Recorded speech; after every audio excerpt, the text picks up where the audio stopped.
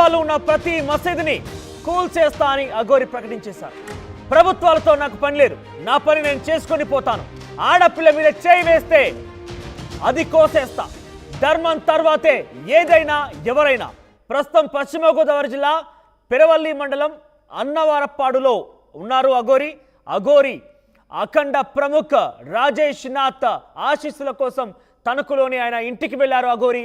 ప్రస్తుతం ఆయన సమక్షంలోనే లేడీ అఘోరి బట్టలు ధరించేశారు, వస్త్రాధారణ చేసుకున్నారు. ఇకపైన ఈ రూపంలోనే లేడీ అఘోరి మనకు కనిపించబోతున్నారు.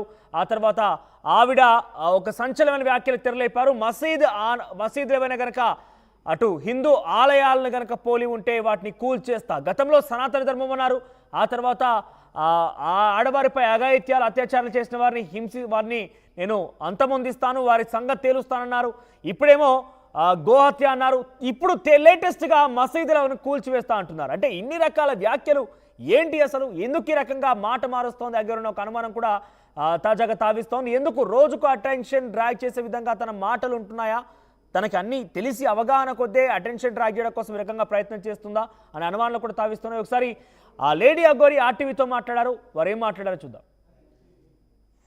సనాతన ధర్మం కోసం తెలుగు రాష్ట్రాలను చుట్టేస్తున్న అఘోరి మరొకసారి పశ్చిమ గోదావరికి వచ్చేశారు.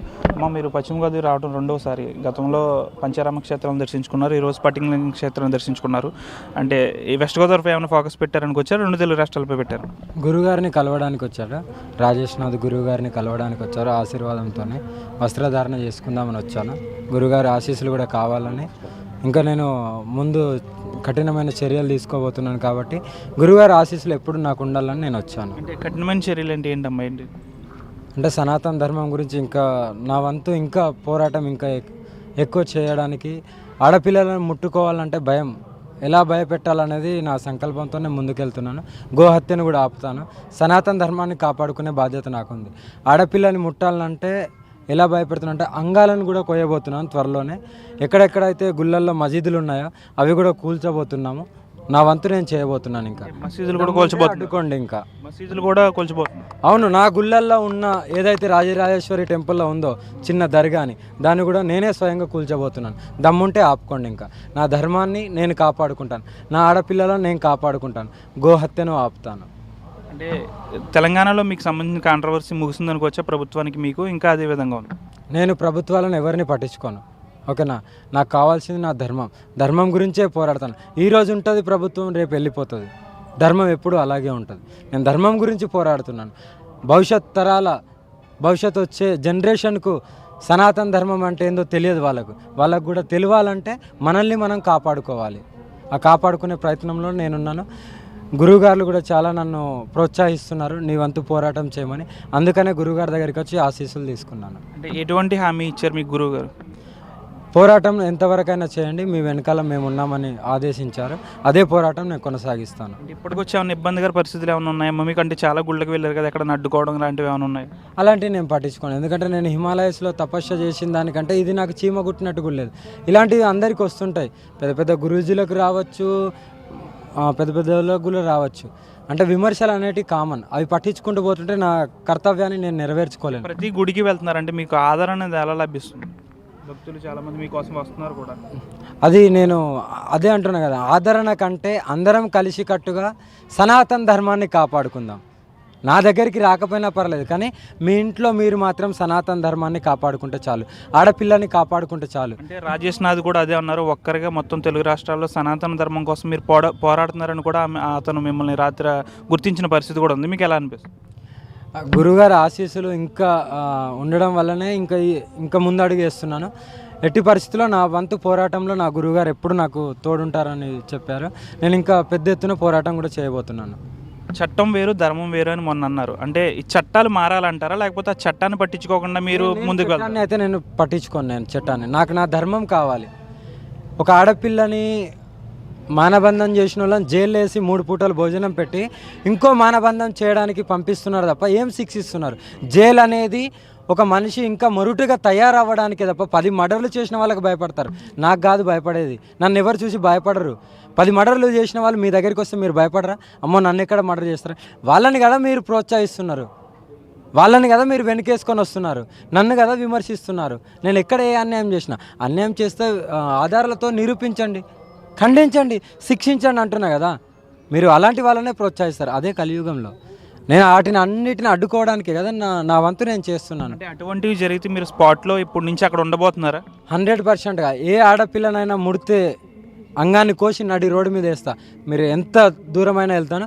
ఏ అమ్మవారి గుడి ధ్వంసం చేయడానికి కూడా ఆలోచన కూడా రాకుండా చేస్తాను. అంటే మీరు ఈ విధంగా తిరిగిన తర్వాత కూడా తెలంగాణలో కొన్ని గుళ్ళను కూడా కూల్చారంటున్నారు. వాటిపై మీరు ఎటువంటి చర్యలు తీసుకున్నారు? నేను అదే చెప్తున్నా తండ్రి, నేను హెచ్చరించినప్పటికీ 6 గుళ్ళు ధ్వంసమైనాయి. అది ప్రభుత్వం కూడా స్పందించలేదు, ప్రజలు కూడా ఏకమత్వం అవ్వలేదు. నేను ఎన్నోసార్లు చెప్పాను, అందరం కలిసి కట్టుగా కాపాడుకుందాం అని హెచ్చరించినా కూడా వాళ్ళు ఏమనుకుంటున్నారంటే ఎవరో వస్తారు చెప్తారు అనేది కాకుండా, నేను అదే అంటున్నాను, నన్ను నమ్మద్దు, నా దగ్గర రావద్దు, కానీ మీరు కాపాడుకునే బాధ్యత మీకుంది. రేపటి భవిష్యత్తులో ఉన్న పిల్లలకు ధర్మం అంటే ఏంది, అసలు మన దేవుళ్ళు అంటే ఏందో కూడా తెలియకుండా ఉంటుంది.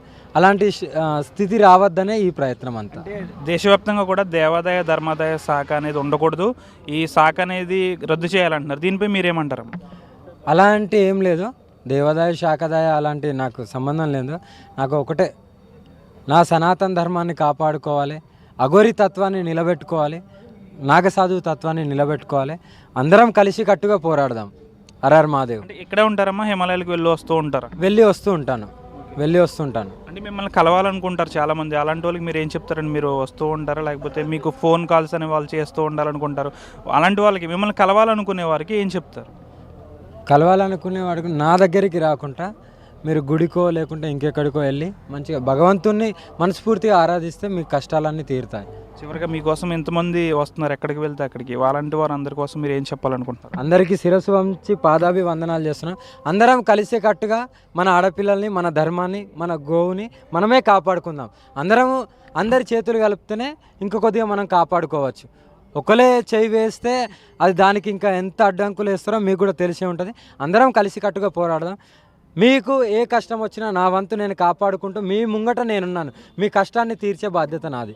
ఎంతవరకు తీరుస్తానో అంతవరకు. ఎందుకంటే చాలామంది పెద్ద పెద్ద గురువులు కూడా ఆశీస్సులు ఉన్నాయి.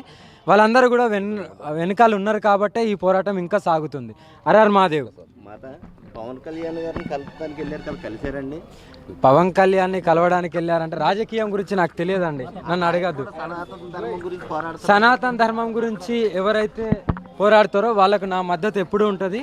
ఒకవేళ వాళ్ళు కలవాల్సి వస్తే కలుస్తాను తప్ప నా ఇచ్చి నేను మాత్రం ఎవరిని రైట్. మొత్తం మీద ఇన్ని రోజులుగా సనాతన ధర్మం అన్నారు, ఆ తర్వాత గోహత్య సంబంధించి అడ్డుకుంటారన్నారు, ఆ తర్వాత ఆడవారి పైన అఘాయిత్యాలకు పాల్పడితే మగవారి అంగాన్ని సైతం నేను కోయబోతున్నాను, అందరినీ ఒక భయభ్రాంతులకు గురి చేయబోతున్నాను, అలాగంగా ఎవరైనా ఆలోచన చేసినా కూడా వారికి ముచ్చమటలు పట్టిస్తానని చెప్పినటువంటి ఆ లేడీ అఘోరి ఏకంగా దేవాలయాల దగ్గర ఉన్నటువంటి ఆ మసీదులను సైతం కూల్చివేస్తానంటున్నారు. మరింత సమాచారం ప్రతినిధి మనోజ్ దగ్గరికి వెళ్దాం. మనోజ్ అడిగి తెలుసుకుందా. మనోజ్, ప్రస్తుతం తణుకులో ఉన్నారు ఆవిడ. సో ఇంకా ఎటువంటి సెన్సేషనల్ కామెంట్స్ చేస్తున్నారు అక్కడ? వస్త్రాధరణ చేసుకున్నారు, ఒక రకంగా తనలో మార్పు, ఆ రూపంలో అయితే మార్పు కనిపించింది. కొంత వివస్త్రంగా ఉన్న ఆవిడ కాస్త వస్త్రాలు ధరించారు, ఓకే. కానీ తదుపరి తన మాటలు చూస్తే మరొకసారి భయభ్రాంతులకు గురి చేసే విధంగా, రెచ్చగొట్టే విధంగా ఉన్నాయి. కొంత మత విద్వేషాలపైన ఈ ఎఫెక్ట్ పడే అవకాశం కనబడుతోంది. ఈ విషయంపైన ఏం చెప్తున్నారు? ముఖ్యంగా మీరు చేస్తున్న టైంలో పోలీసులు కూడా అక్కడే ఉన్నారు, పోలీస్ ప్రొటెక్షన్ ఇస్తున్నారు ఆవిడకి? Thank you Manish.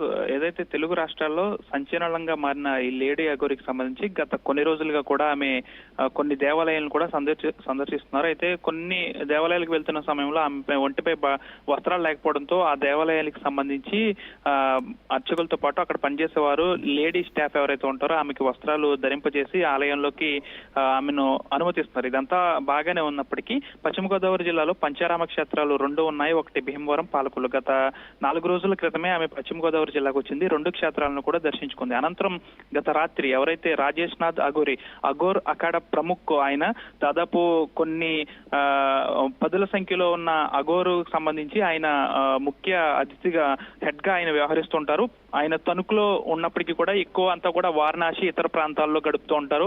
అమావాస్య, పూర్ణం ఆ ప్రాంతంలో మాత్రమే ఆయన తణుకు వచ్చి కొన్ని రకాలైన పూజలు చేసి వెళ్ళిపోతూ ఉంటారు. ఆయన అపాయింట్మెంట్ కూడా దొరకడం చాలా కష్టం. అయితే దీనికి సంబంధించి ఇదంతా కూడా రాజేష్ నాథ్ అఘోరికి సంబంధించి ఈ విషయం అంతా వెళ్ళింది. అయితే ఎవరైతే లేడీ అఘోర్ ఉన్నారో తను రాత్రి అకస్మాత్తుగా రాజేష్ నాథ్ అఘోరి దగ్గరికి రావడం పెను సంచలనంగా మారింది. అనంతరం రాజేష్ నాథ్ అఘోరి కూడా ఆమెతో చర్చలు జరిపారు. అనంతరం ఆమెకు సంబంధించి ఆయనకు సంబంధించిన ఒక రూమ్ లో ఆమెకు ధారణ కూడా చేసిన పరిస్థితి కూడా నెలకొంది. ఇక ఆమె ఇప్పటి నుంచి కూడా వస్త్రాలతోనే అందరికీ కనిపించనున్నారు. ప్రస్తుతం అయితే ఆమె రాత్రంతా కూడా రాజేష్ నాథ్ అఘోరి ఆధ్వర్యంలోనే ఉంది.